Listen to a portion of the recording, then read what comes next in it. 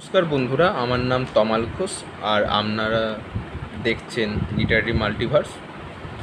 আমার চ্যানেলে আপনাদের স্বাগত জানাই। আর আমার সম্পর্কে বা আমার এই চ্যানেল সম্পর্কে কিছু জানতে হলে আপনারা ডেসক্রিপশন বক্সে চলে যান, সেখানে জানতে পেরে যাবেন। তো আজকের আমাদের আলোচ্য বিষয় এইখানেই শুরু করে দিই, বেশি বিলম্ব না করে। আজকে আমাদের আলোচ্য বিষয় হচ্ছে আমার লেখা এই কবিতাটি লিটল নোন রিভার্স, যেটা আমি আজকে একজন তৃতীয় ব্যক্তির দৃষ্টিভঙ্গি অথবা থার্ড পারসন পার্সপেক্টিভে বোঝাবো, একজন পাঠক হিসেবে বিশ্লেষণ করব, কবি হিসেবে না। দেখা যাক। প্রথমে টাইটেলটা সবচেয়ে লাস্টে যাব, টাইটেলের সিগনিফিকেন্সটা। প্রথমে দেখা যাক স্ট্রাকচার আর যে রাইম, ঠিক আছে। প্রথমে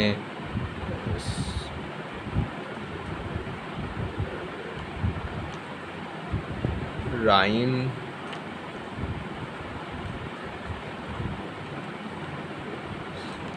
স্কিম,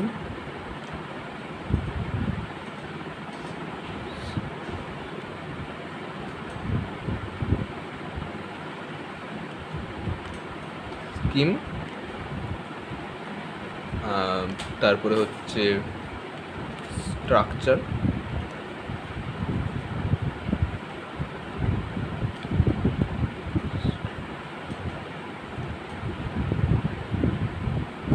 স্ট্রাকচার, এই দুটো জানা যাক। রাইম স্কিম মানে হচ্ছে অন্তমিল, মানে অন্তমিলের প্যাটার্ন, ঠিক আছে। অন্তমিল,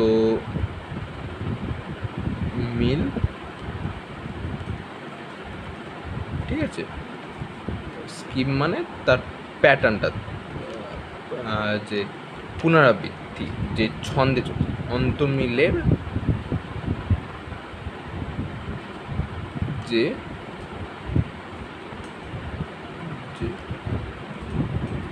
ধারা বা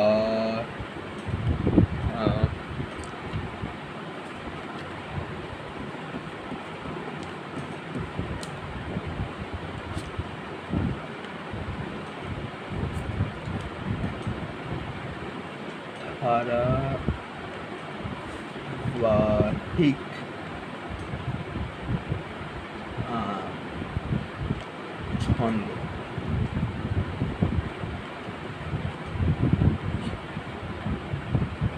ছন্দ, যে অন্তমিলের যে ধারাবাহিক ছন্দ, সেটাকে রাইম স্কিম বলা হয়, ঠিক আছে। আর কি দেখা যাচ্ছে, যে স্ট্রাকচার মানে কাঠামো,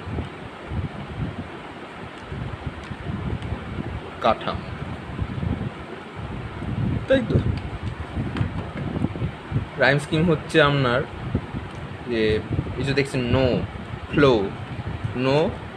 এটা কিন্তু একই শুনতে লাগছে, তাই তো। তো একটা শ্রুতিতে যেন একটা মিল পাওয়া যাচ্ছে, তো এটা হচ্ছে অন্তমিল, অন্তেতে যে মিল পাচ্ছে শব্দগুলোর, এই চরণের তারপরে এইটা চরণের এই লাইনগুলো যে মিল পাচ্ছে সেগুলো। তো এইটাকে নোটাকে যদি এ ধরি, তো এইগুলোকে সব এ ধরতে হবে, তাই তো। কিন্তু তাহলে এ এ এ আর এ ধরলাম, এটাকে কি ধরবো, এটা অ্যান্ডটা কিন্তু এর থেকে ভিন্ন, মিলছে না। তো অ্যান্ড ল্যান্ড এগুলো মিলছে, তো বি ধরবো এই দুটোকে। আবার উইন্ডস মাইন্ডস কিন্তু বির সাথে মিলছে না, তো এটা সি ধরবো, এ বি সি, তো সি ধরলাম। আর এটা কিন্তু ক্লোজ রাইম বলে, ঠিক আছে। এটাকে বলা হয় ক্লোজ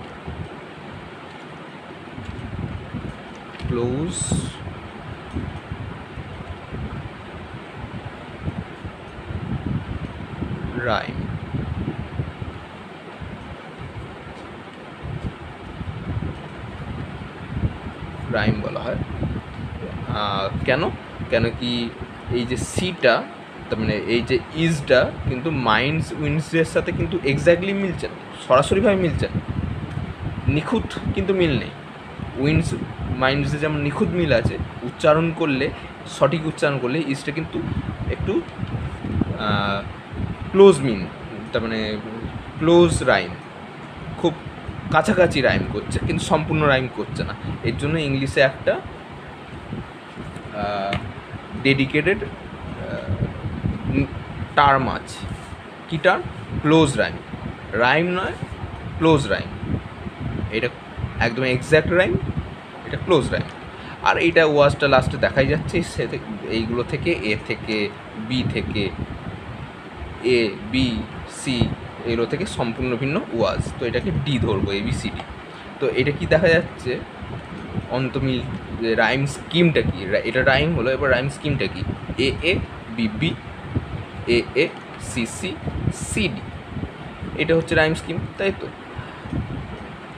এইটা কিন্তু আমি ইচ্ছা করে কোনো ট্র্যাডিশনাল যে ইংলিশের পোয়েটিক ফর্মগুলো রয়েছে তার কোনোটা আমি ইউজ করিনি। এটা একটা আমার নিজস্বভাবে আমি করেছি, সেটা আমি কি নাম দেবো জানি না। তো এর একটা কোয়ার্টেন রেখেছি আমি। এই যে ছন্দটা হলো, এর একটা 4টে লাইন, এই AABBর একটা 4টে লাইন হলো, তাই তো? এই 4টে লাইন বা 4টে চরণকে নিয়ে, এগুলোকে চরণ বলে, লাইনগুলোকে চরণ বলে কবিতায়। তো এই 4টে চরণের সমূহকে, সমগ্রটাকে বলা হয় একটা স্তবক বা পংক্তি বলা হয় কবিতাতে, তাই তো? এই পংক্তিকে ইংলিশে বলা হয় স্ট্যাঞ্জা। এই স্ট্যাঞ্জা 4টে লাইনের বা 4টে চরণের স্ট্যাঞ্জাকে একটা পার্টিকুলার নাম আছে, একটা নির্দিষ্ট নামকরণ আছে, যেটাকে কোয়ার্টেন বলা হয়। কোয়ার্টেন। আর এটাও 4টে চরণের একটা স্তবক বা এমনি পংক্তি দেখতে পাচ্ছেন, তো এইটাকে বলবো কোয়ার্টেন। কিন্তু এটা একটু ভিন্ন, এইটা যেটা দেখছেন এটা ভিন্ন। এটা কি? দুটো চরণ বা দুটো লাইনের স্তবক বা পংক্তি, এটাকে কাপলেট বলেছে ইংলিশে। তো কোয়ার্টেন কাপলেট এইভাবে বিভক্ত। এটা কিন্তু আর একটা কোয়ার্টেন হয়ে গেলে, আর এর যদি ছন্দটা রিদিম বা যে মিটারটা যদি আমি আয়াম্বিক পেন্টামিটার করতাম, তো কিন্তু এটা হয়ে যেত একটা সনেট হয়ে যেতে পারতো কিন্তু, ঠিক আছে? শেক্সপিরিয়ান সনেট হয়ে যেতে পারতো, কিন্তু এটা অন্যরকম। এটা আমি হয়তো বলতে পারেন যে টাইপের থিমের দিক থেকে এটা কিন্তু একটা শোক বা এমনি প্রশ্ন, কী বলবো, উন্মাদনা একটা, যে রিভারগুলো আসলে কী সেটা পরে দেখা যাবে। তো একটা অনুশোচনা প্রকাশ করছেন বা এমনি ধিৎকার বা এমনি কবি প্রকাশ করছেন যে এরকম আশা করেননি, আশাহত হয়েছেন কবি তার জন্য। তো এটা একটা গান হিসেবে গাওয়া যেতে পারে। তাই এটাকে একটা গীতিধর্মিতায় রয়েছে এই কবিতাটা, তার জন্য আমি বলতে পারি এটা থিমের বা টাইপের দিক থেকে এটা লিরিক্যাল পোয়েম, ঠিক আছে? গীতি কবিতা।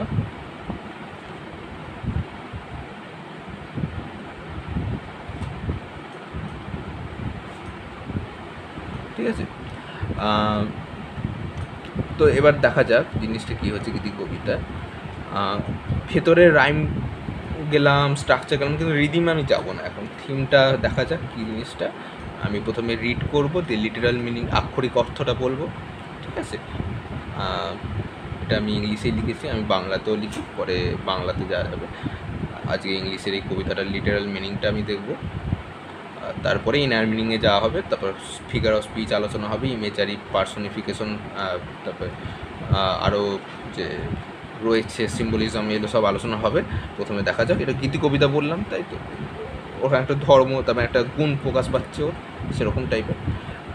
এবার কি দেখা যাচ্ছে, এই লিটিল, এই যে এখান থেকে শুরু করা যাক, ঠিক আছে? এই যে কবি বলছেন, little did I know how the rivers flow, how they rise high and smash the rocky lands. Now but I know how hard they blow, like the winter winds over the simple minds. Yet it is as it was.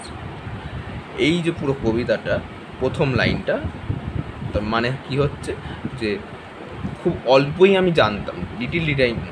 কবি বলছেন তিনি খুব স্বল্পই অবগত ছিলেন কী সম্পর্কে? How বলে দিচ্ছেন, যে হাউ দ্য রিভার্স। এরা প্রথমে আমি বলে দিই, লাইন চলাকালীন আমি ফিগার অফ স্পিচ নিয়ে আলোচনা করব। তো এটা প্রথমে কী অলঙ্কার হচ্ছে? অলঙ্কার। ফিগার অফ স্পিচ মানে অলঙ্কার।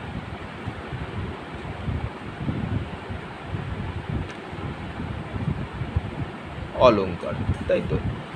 অলঙ্কার হচ্ছে কি, লিটিল ডিড আই নো, এটা একটা ইংলিশে অলঙ্কার, ঠিক আছে, হাইপার ব্যাটন। এটা অলঙ্কার না পদ্ধতি কী বলবেন, প্রসেস বলবেন, যা খুশি বলতে পারেন।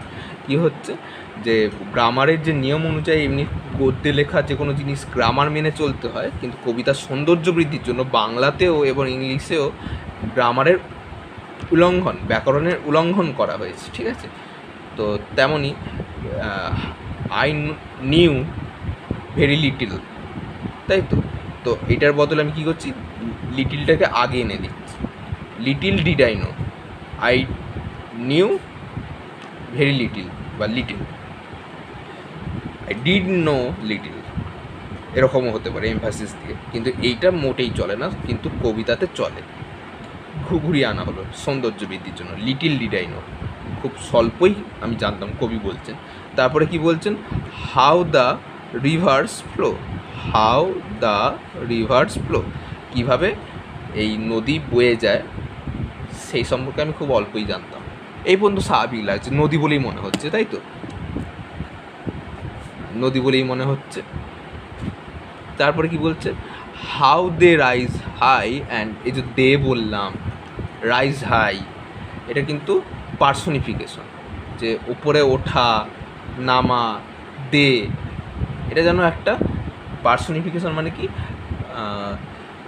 অচেতন বস্তুর ওপর চেতন বিশিষ্ট জীবের ক্ষমতা, বৈশিষ্ট্য, গুণ, ক্রিয়াকলাপ আরোপ করা। তেমনই এখানে পার্সনিফিকেশন ইউজ হয়েছে, ঠিক আছে। How they rise high at match the rocky land, যেন কোনো লোক এটাকে করছে, কিন্তু হ্যাঁ নদীও করে থাকে, রকি ল্যান্ডকে ভেঙে থাকে। কি বলা হচ্ছে যে কীভাবে তারা একটা এক্সট্রিম পর্যায়ে তারা পৌঁছয় এবং হাইটে ওঠে, আর দিয়ে শেষ পর্যন্ত যে পাথুরে ভূমিকে ধ্বংস করে। এখানে আমরা একটা কন্ট্রাডিকশন দেখতে পাবেন, যে এই যে রাইজ হাই, এটা নদী কেন উঠতে হবে, ভূগোল বা বিজ্ঞান অনুযায়ী এটা অসম্মত, মানে ঠিক নয়, ভুল হচ্ছে এটা, কিন্তু এটা অলঙ্কার হিসেবে হয়েছে। কি যে এটা এখানে এবার সিম্বলিজম আমাদেরকে আসতে হবে, যে রিভার এতক্ষণে বোঝা যাচ্ছে এটা লাইফের ইন্টারপ্রিটেশন, লাইফের সিম্বল লাইফের সিম্বলিজম মানে হচ্ছে প্রতীক, ঠিক আছে, প্রতীকীবাদ, প্রতীকবাদ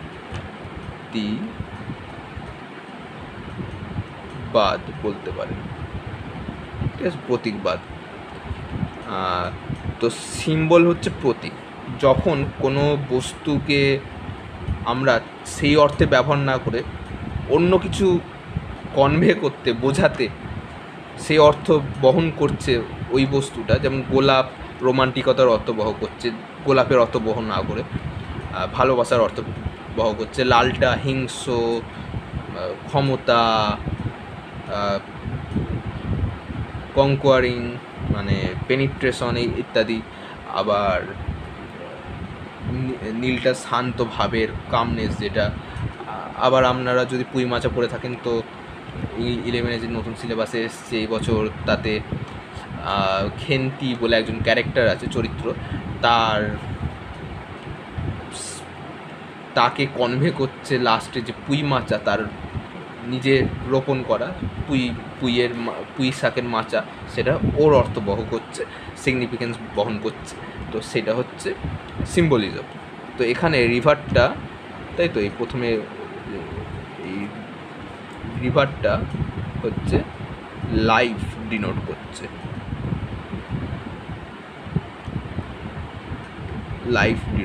তাই তো, life.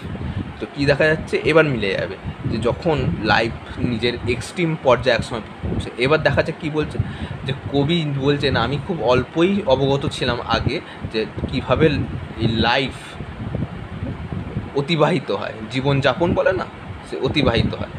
How they rise high, কীভাবে তারা একটা পর্যায়ে জীবনে আসে, যে আমরা সবাই নিজের সাকসেসে তার মানে কেউ সাকসেস হোক বা এমনি একটা এক্সট্রিম পর্যায়ে যেখানে সকল ধকল স্ট্রাগল সবচেয়ে বেড়ে যায়, এই পর্যায়টা তো এখানে এসে পৌঁছয়। তো রাইজ হাইটা হচ্ছে ওই এক্সট্রিম লেভেলে এসে পৌঁছয়। এটা লেভেলটা সাকসেসের হতে পারে, তো এক্সট্রিম স্ট্রাগলের হতে পারে, যে কোনো কিছু হতে পারে। সেই সময় কিন্তু আচমকা লাইফের যে গুণ বা নিষ্ঠুরতা, সেটা হচ্ছে আমাদের যে রকি ল্যান্ড, যে ভিত মানে যেটা অনুর্বর, যে কোমল কাঁচা যে ভিতটা, সেটা রকি ল্যান্ড, ঠিক আছে, কাঁচা ভিত। এখানে কাঁচা ভিত লিখাই, কাঁচা ভিত, ভিত, তাই তো। কাঁচা ভিত কেন? যে এই যে সম্পর্কের কাঁচা ভিত, এই যে নতুন সাফল্যের দিকে এগিয়ে যাচ্ছে, সেই কাঁচা ভিত এখনও পরিপক্ক হয়নি। তো সেই সময়ের জীবন আমাদের পরীক্ষা নেওয়ার অজুহাতে আমাদের ওপর নিষ্ঠুরতা, এমন নিষ্ঠুরতা দেখায় যে এই কাঁচা ভিতগুলো চিরতরে ধ্বংস হয়ে যায়। কারোর সাথে কোনো সম্পর্ক হোক, প্রেমিকার সাথে প্রেমিকের, মায়ের সাথে ছেলের, বাবার সাথে ছেলের, আত্মীয় স্বজনের সাথে হোক, বা কোনো নতুন জব পাচ্ছি কেউ, কোনো একটা মানুষ, সেখানে স্ট্রাগল, ট্রাভেল আসে, বিপত্তি আসে, তাই তো। সেটা হচ্ছে এইসব এক্সট্রিম লেভেলেই বিপত্তি সবচেয়ে বেড়ে যায়, যে সাফল্যের সবচেয়ে যে বড় পর্যায়, ওখানে নিষ্ঠুর জীবন আমাদের হারানোর সর্বোচ্চ প্রয়াস করে থাকে। এটা যেন কবির ধারণা। এটাই কবি শোকাহত হয়েছেন, কেন লাইফ এরকম করে প্রশ্ন করছে। নির্জীব জীবন, জীবন তো নির্জীব, জীবনের প্রাণ নেই। যে জীবন যাপন করে তার লাইফ, তার মানে সে লিভিং, সে সচেতন। এমনি যে সংসার জীবন বা এই সংসার বলে যেটা বাঙালিদের কথা শব্দটা আছে, সংসারটা কি নির্জীব। আমরা সংসারটা পালন করছি, কিন্তু সোসাইটির প্রাণ নেই। যারা সোসাইটিতে রয়েছে তাদের প্রাণ রয়েছে, সচেতন তারা। তো কিন্তু এই প্রকৃতি আমাদের ওপর অত্যাচার করে, নির্জীব যেটা, তাকে প্রশ্ন করছে। তো কি বলছেন, তারপরে কিন্তু এক সময় আসে ও কঠোর যে আঘাতের পর আঘাত পেয়ে পেয়ে এক সময় কবি অভিজ্ঞতা লাভ করেন, অবগত হন যে কীভাবে তারা হার্স দে ব্লো। এখানে কিন্তু ভার্বটা আমি অন্য ইউজ করেছি। জল কিন্তু ব্লো করে না, উইন্ডস ব্লো করে, তাই তো। আর জল বা এমনি নদী ফ্লো করে। কেন করেছি? আবার একটা অন্য অলঙ্কার ঢোকানোর জন্য। তার মানে এমনি কবি করেছেন কি, যে লাইক দ্য উইন্টার উইন্ডস, এই যে তুলনাটা আনার জন্য, তাই তো। এটা লাইক দিয়ে মানে করা হলো। তো এটা এক ধরনের তুলনা রয়েছে, যেটা আমি কোনো নাম নিচ্ছি না, যাতে জটিলতার মধ্যে প্রবেশ না করার জন্য, নামের মধ্যে যেন গুলিয়ে না যায়, এই নামে এর সাথে এর সাথে এর সাথে যেন গুলিয়ে না যায়, তার জন্য শুধু আমি বৈশিষ্ট্যগুলো বলে রাখছি। এটা একটা অলঙ্কার, যে অলঙ্কারটাতে যার সাথে তুলনা করা হচ্ছে, যার সাথে তুলনা করা হচ্ছে, সেটা আমার মতো এইসব শব্দের দ্বারা, যেন, মতো ইত্যাদির দ্বারা বুঝিয়ে দিই যে এর সাথে তুলনা করা হচ্ছে, তাই তো। লাইক। আর এমন একটা অলঙ্কার আছে যেটা এই লাইক, অ্যাজ, এলো, ইফ, তবে এগুলো সব ইউজ করা হয় না, তো সেইটা তখন অন্য একটা অলঙ্কার, কিন্তু এখানে এইটা হচ্ছে। তো হাউ হার্স দে ব্লো, এই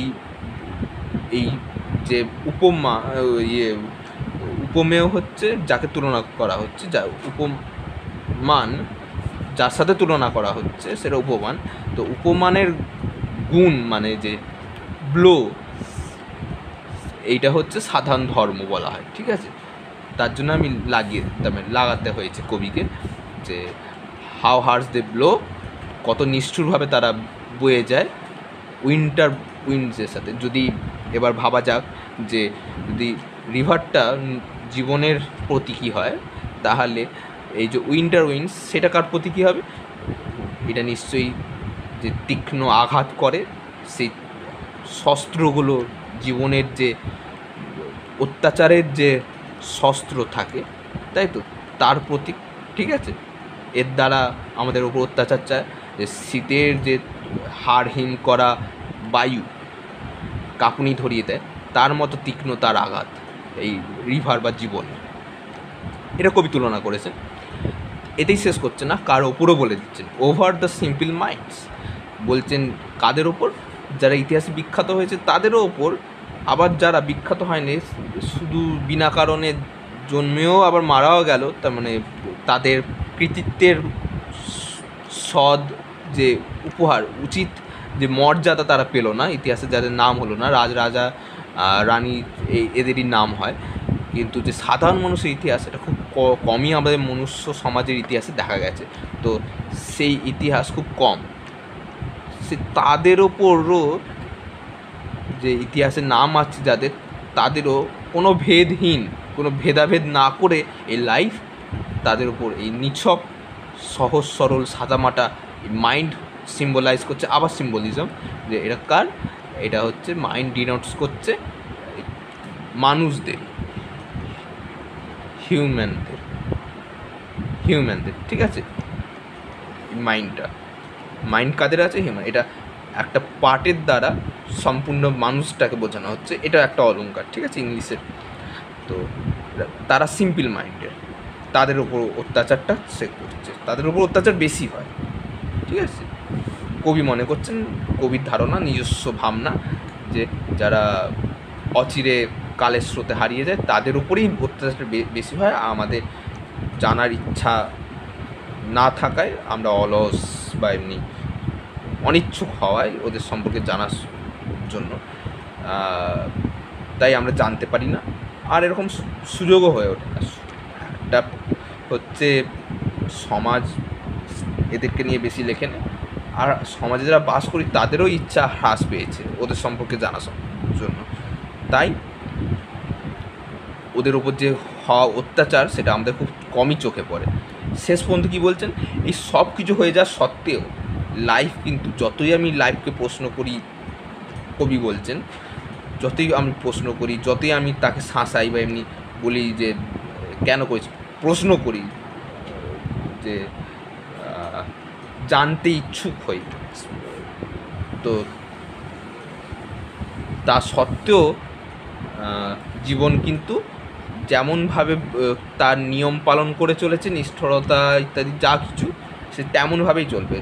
সে কিন্তু নিউট্রাল, মানে বৈরাগী।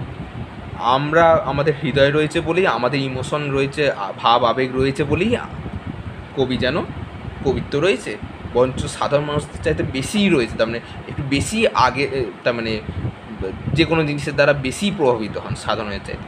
তো ওকে এটা প্রচুরভাবে আঘাত দিয়েছে। লাইফ নিউট্রাল হওয়া সত্ত্বেও কবির কাছে ওইটা প্রচুর আঘাত দিয়েছে এই জিনিসটা, ঠিক আছে, যে আগে জানতেন না, এখন জেনে গেলেন, তার সত্ত্বেও লাইফ যেমন ছিল তেমনই আছে, ঠিক আছে। লাইফকে ডিনোট করছে, ঠিক আছে। সিম্বলিজম জানা হয়ে গেল, ইমেজারিটা জানা যাক, ঠিক আছে, ইমেজারিটা জানা যাক, এটাই শেষ একটা জিনিস রয়ে গেল, যে ইমেজারি 5 রকমের হয়। 5 ইন্দ্রিয়র দ্বারা পাঠকের মনে একটা দৃশ্যকে ফুটিয়ে তোলেন, ভাবতে বাধ্য করে, স্পষ্ট এক ছবি তুলে ধরে, নিখুঁত বর্ণনা, ঠিক আছে, সেটাকে বলে ইমেজারি। যেমন দেখা যাচ্ছে স্ম্যাশ দ্য রকি ল্যান্ড, এই যে কীভাবে তারা ওপরে উঠে এই রকি ল্যান্ডগুলোকে, কাঁচা ভিতগুলোকে ভেঙে ফেলে, চুরমার করে ফেলে, এটা একটা যেন একটা নিখুঁত বর্ণনা হয়ে গেল, একটা কী ধরনের ক্রিয়াকলাপ, ভার্বটাকেও পার্টিকুলার ভার্ব ইউজ করা হচ্ছে, আর রকি ল্যান্ড বলে দেওয়া হচ্ছে, যে কোনো ল্যান্ড নয়, রকি ল্যান্ড, একটা নিখুঁত বর্ণনা রয়েছে, এটা একটা ইমেজারি। আবার কি ইমেজারি রয়েছে, যে এখানে দেখা যাচ্ছে হাউ হার্স দ্য ব্লো, এইটা ঠিক আছে, এটা যদি বলে শেষ করে দিত কবি তাহলে এটা কিন্তু ইমেজারি বলতাম না, কিন্তু এখান থেকে যে দেখা যাচ্ছে, এখান থেকে এই পর্যন্ত, তো দেখুন, like the winter winds over the simple minds, এটা একটা নিখুঁত ছবি বর্ণনা করছে আমাদের, ঠিক আছে। উইন্টার উইন্ডস আমাদের স্পর্শ ইন্দ্রিয়কে আঘাত করে, তাই তো, চোখে দেখা যায় না, ঘ্রাণ নেই, কিছু নেই, কিন্তু স্পর্শ, ঠিক আছে। আর ওভার দ্য সিম্পল মাইন্ডস, এটা একটা 6 সেন্স, সে একটা ইমেজারি তৈরি করছে, ষষ্ঠ একটা ইমেজারি তৈরি করছেন উপায়ে। তো এটা পুরোটা দেখলে বোঝা যাচ্ছে একটা নিখুঁত বর্ণনা রয়েছে, শুধু হার্স ব্লো নয়, কেমন হার্স ব্লো, কাদের ওপর হার্স ব্লো সেটা বলে দিচ্ছে। কাদের কাদের এবং কেমন, তাই তো, এই দুটোই বলে দিচ্ছে, কেমন করে কাদের উপর। ঠিক আছে, তো এটা একটা ইমেজারি হচ্ছে, নিখুঁত বর্ণনা রয়েছে। পাঠক, আমি নিজেও তার মানে যখন লেখার পরে তো ভাবতে বাধ্য হচ্ছে, তাই তো। এইটা হলো। আর এর থিম হচ্ছে এই যে বললাম, কবির যে হতাশ, জীবনে এই অত কিছু দেখে ফেলার পর এই নির্জীব জীবনকে প্রশ্ন করা যে এরকম নিষ্ঠুর কেন সে। এইটা নিয়ে পুরো কবিতা হয়েছে। অনেক লেখায়, অনেক কবিতায় তার বা এমনি অন্য কবিদের এর ভালো দিকও ধরা পড়ে, এখানে খারাপ দিকটা ধরা পড়েছে। খারাপ দিক বলতে এই নিষ্ঠুর দিকটা, খারাপ কি আমি বলতে পারবো না, কিন্তু এই নিষ্ঠুর দিকটা ধরা পড়েছে। তো এতক্ষণ পরে সিগনিফিকেন্সটা জানা গেল, এবার টাইটেলের সিগনিফিকেন্সটাতে আসি, মর্ম বা এমনি যথার্থতা কতটা সেটাতে আসা যাক, ভাবা যাক। যে রিভার্স বলছে, little known rivers. Little known কেন? যে পাঠক বা এমনি যে কোনো মানুষের এই সাধারণ যে জীবনসমূহ, রিভার্স মানে নদীসমূহ না, জীবনসমূহ সম্পর্কে জানার ইচ্ছা খুব কম থাকে এবং সুযোগও হয় না, উপায়ও নেই বেশি। তো এই সব কারণে লিটিল নোন, খুব স্বল্প জ্ঞাত সমাজের কাছে। আর রিভার্স কেন? জীবনটা প্রবাহমান, তাই তো, জীবনও প্রবাহমান, রিভার্সও প্রবাহমান, তাই জীবনকে ডিনোট করছে। তো সেইটা কবি যেন এই কবিতার মাধ্যমে যে অজানা রয়ে গেছে সেটাকেই আরও বেশি করে, তার মানে বেশি করে যতটা সম্ভব জানানোর চেষ্টা করছে। এমনিতে কোনো বইতে বা কোথাও জানার সুযোগ আমাদের হয়ে ওঠে না প্রায়, কিন্তু এখানে কিছুটা জানানোর চেষ্টা করছেন কবি। প্রয়াস, এটা স্বল্প কবির প্রয়াস এইটা, ঠিক আছে। আর এই হলো আজকে আমাদের আলোচনা, এই থাক। এবার পরে আবার অন্য একটা কবিতার সাথে, বাংলা কবিতা হতে পারে, অন্য সাহিত্য, গল্প, ছোটো গল্প, অন্য উপন্যাস ভাগ ভাগ করে হয়তো পড়াতে আমি অ্যানালিসিসে আসতে পারি। আজ এই পর্যন্ত থাক। অনেক কিছুই হয়তো অ্যানালিসিস করলাম, অনেক কিছু বাদও পড়ে যেতে পারে। তো কমেন্ট সেকশনে কমেন্ট করবেন, লাইক শেয়ার করবেন যদি পারেন। এটা আমার প্রথম ভিডিও, যারা যারা দেখছেন তাদের কাছে আমার এই অনুরোধ। আর তো কোনো কিছু ব্যাখ্যা করতে বাকি রয়ে গেলে সেটা আমাকে কমেন্ট করে জানাবেন যে কী বাকি রয়ে গেল এই 27 মিনিটের ভিডিওতে। ঠিক আছে, আজকের জন্য বিদায় জানাচ্ছি, আর পরে দেখা হবে।